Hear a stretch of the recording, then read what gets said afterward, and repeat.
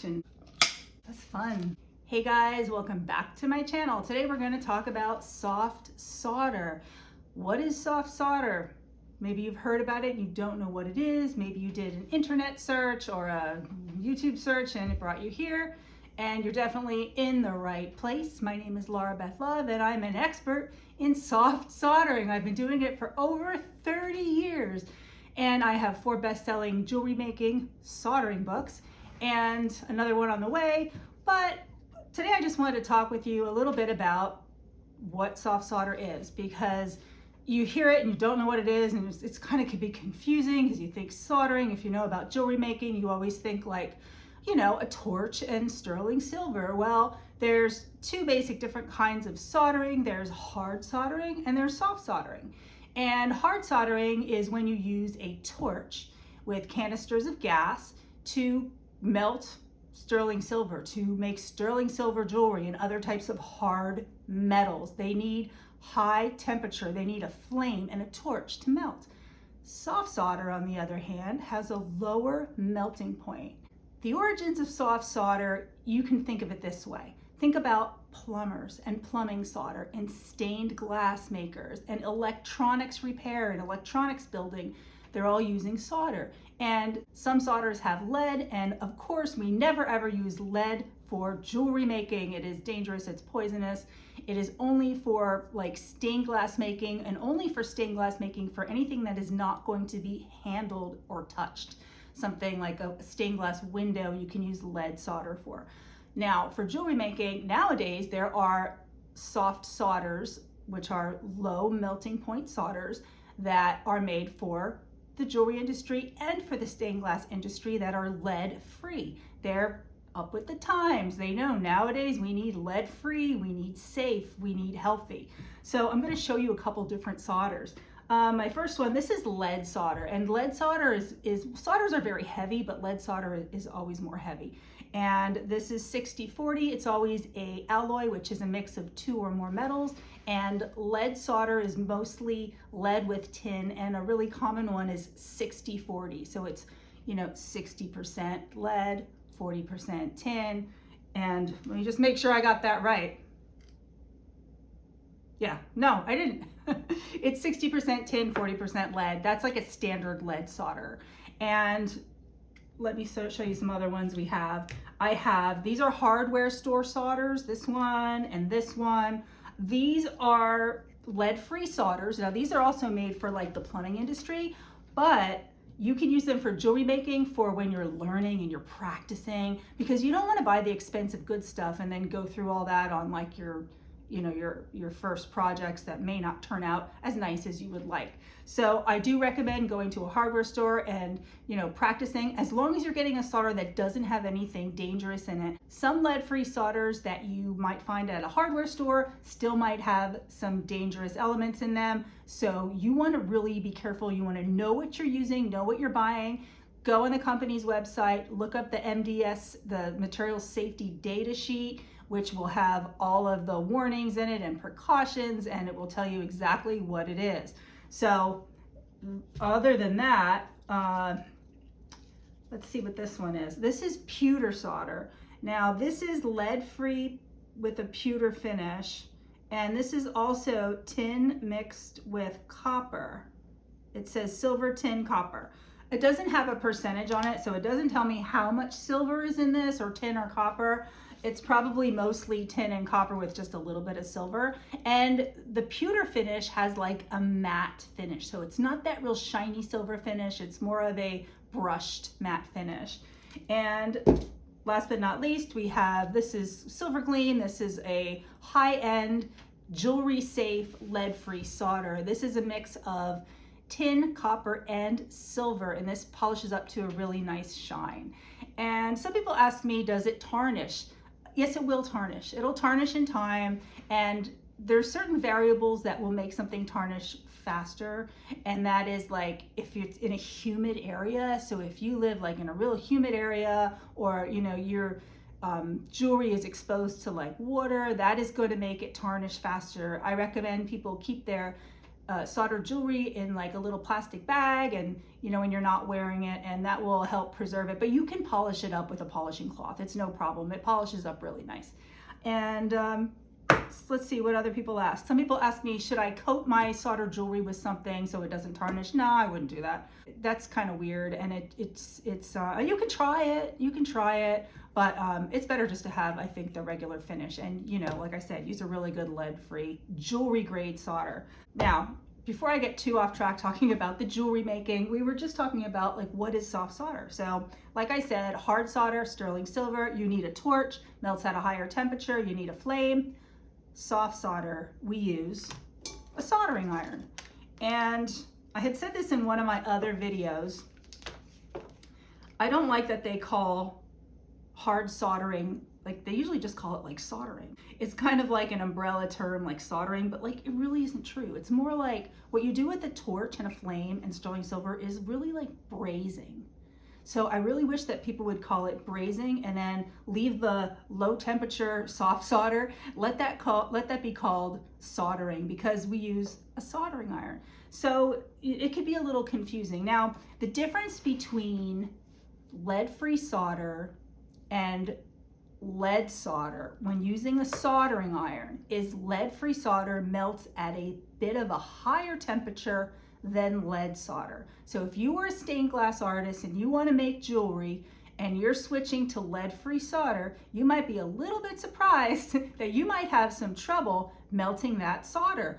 And I always recommend that people get a soldering iron that is at least 80 watts or above.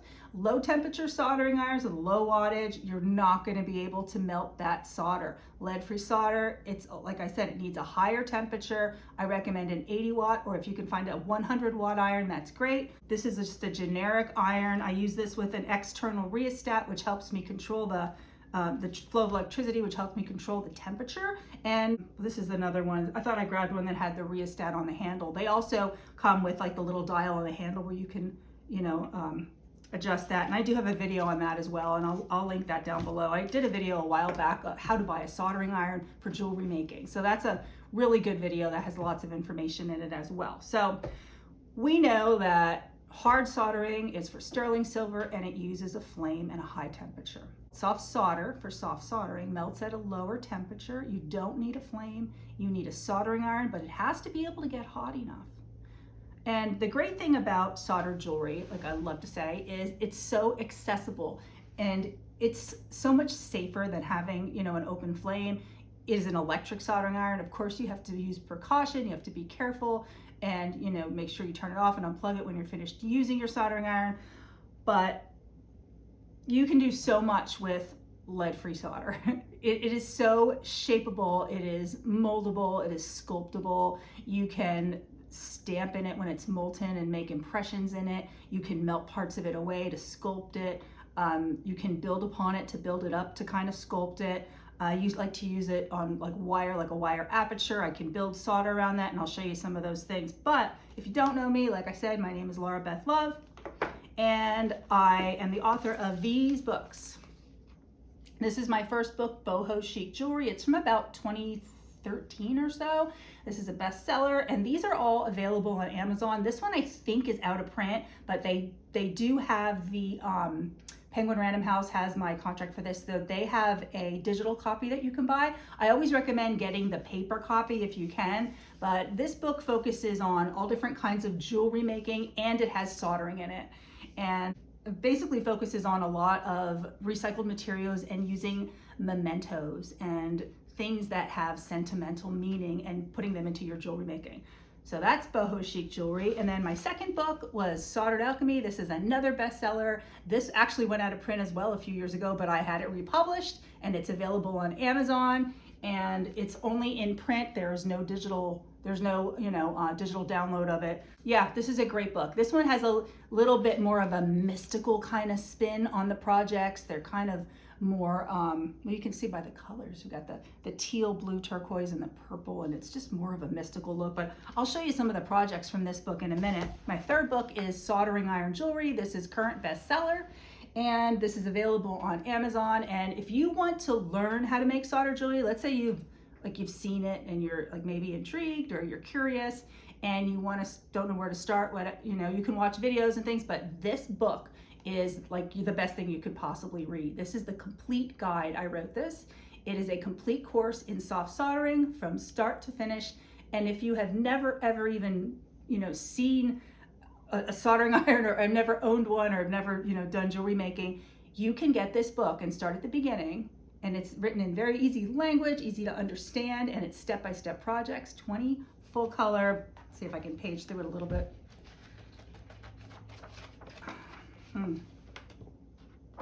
Anyway, awesome projects. And this is a great book. That's the one I recommend for anyone starting out. And my last release is the Broken China Jewelry book. And again, this is a project book. I think I have 25 projects in here made with broken china. There are some soldering projects in here, but there are a lot of projects that you do not use solder, that you use china for, that you can make jewelry out of. So another creative book for you. I do have my 5th jewelry making book will be out.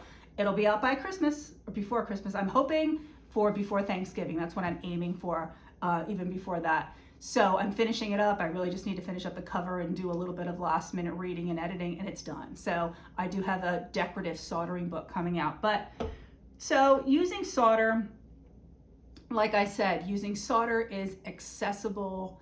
It is safer, as long as you're using lead-free solder.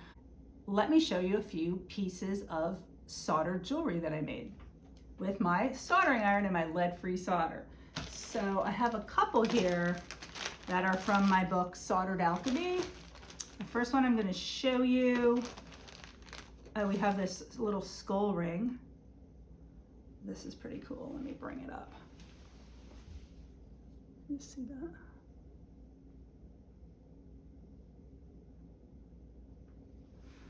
That's a project from my book, Soldered Alchemy.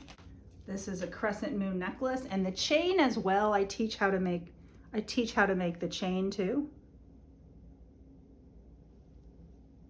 Do it this way.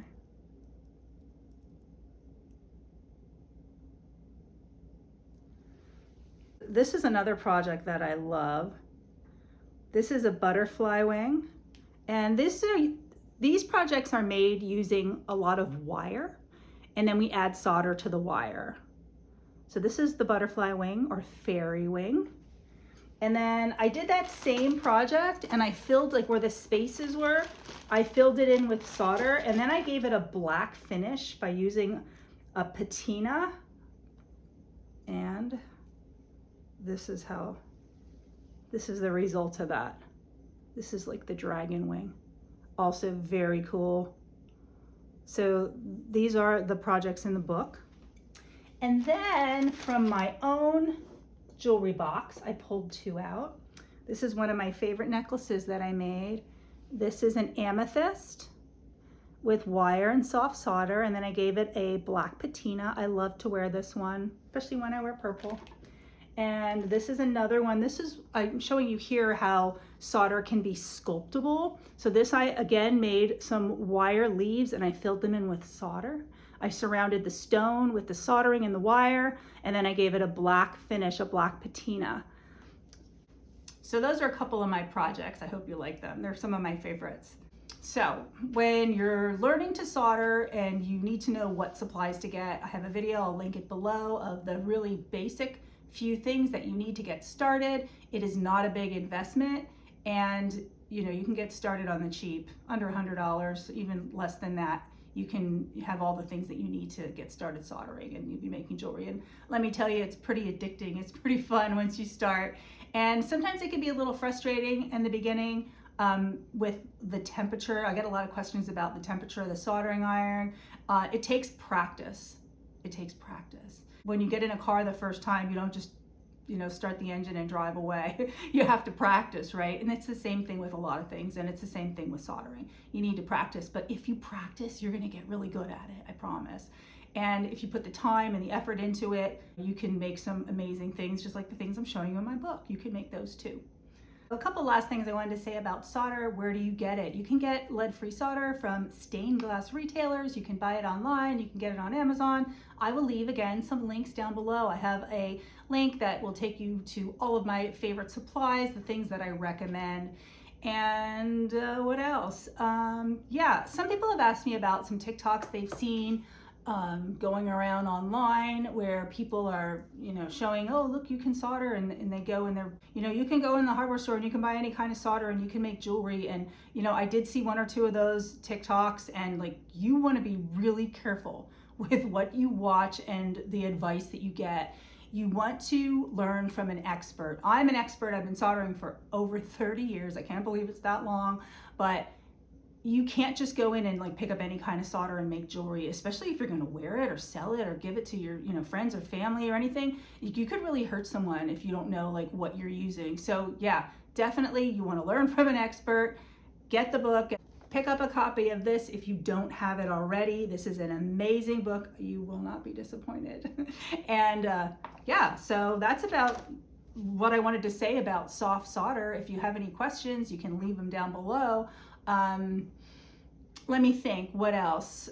Oh, I know what else I wanted to say. When people start jewelry making, most of the time, a lot of the time, they'll start with beading. It's simple, you want to start with the simple things, then you work up, you build upon your skills, right? So a lot of people will start with beading and like stringing beads and making like necklaces and bracelets, and I love doing that too. It's a lot of fun. And sometimes people will get into wire working and wire wrapping, where you're using different gauges of wire and you're making all kinds of designs. Sometimes you can add beads to them, sometimes not. And people most of the time make like necklace pendants and maybe some rings, that kind of thing. And then you're learning those different skills. And usually the next thing people want to learn about is like melting metal. And I think a lot of people stop there because they think, oh, torch, flame, scary, dangerous.